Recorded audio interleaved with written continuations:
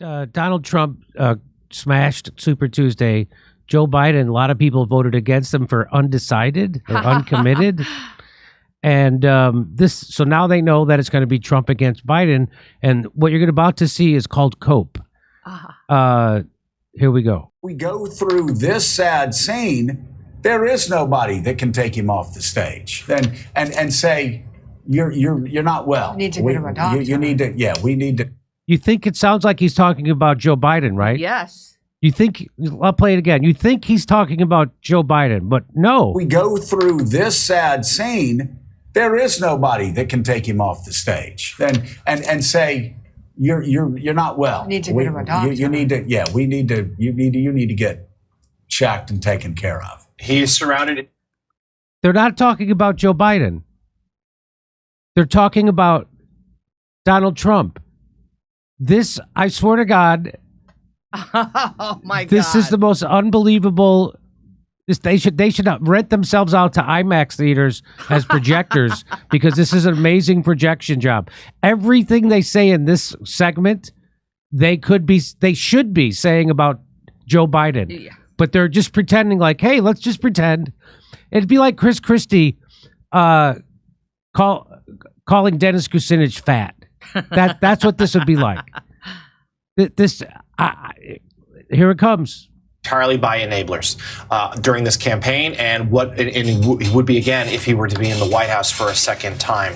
There would be no guardrails. There would be no adults in the room. It would just be people doing what he wants. To your point, he is not the same guy. You can watch video footage of the 2016 campaign, some of his time in the White House. We played last week a clip from the debate between Trump and Biden back in 2020, and it was striking even then how much Trump has changed, how he's aged. I mean, he is in his late 70s. He's only a couple years younger than President Biden, and we're seeing with more and more frequency, even as the media, and we talked about it earlier about how the week. So Trump is the guy who's aged. I guess nobody noticed because we've been watching Biden constantly fall off bikes, wander around on stage, mumble over his words, and fall upstairs.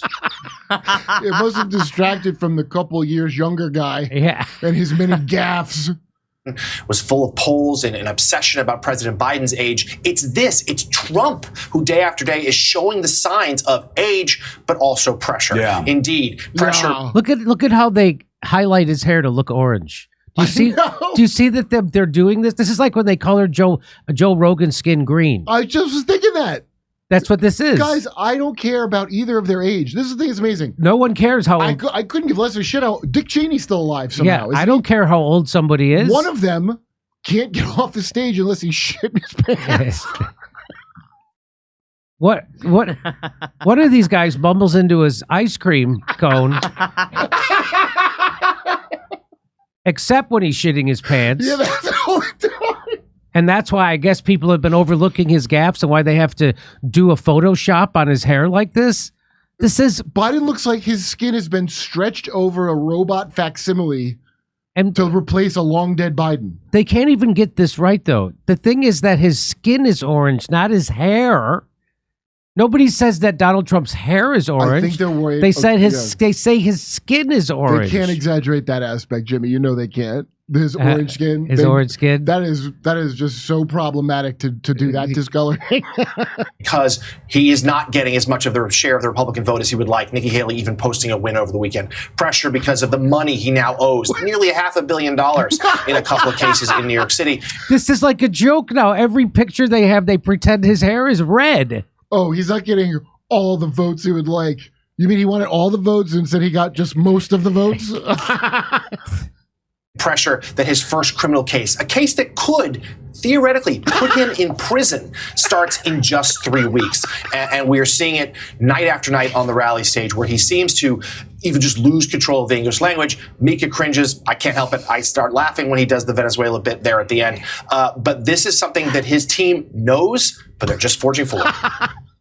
Well, they know it, and they're trying to. Did he just say Mika cringes? He said he was watching Mika cringe. He said he was watching Mika cringe, he couldn't help but laugh. I think we just found Morning Joe's backdoor man. You see her light up. Oh, you notice when I cringe? Oh. You saw that?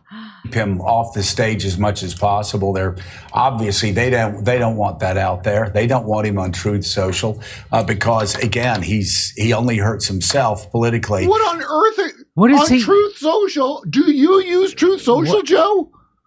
The only people who use Truth Social are people that Trump could put whatever the fuck he wants on Truth Social, and they're down with it.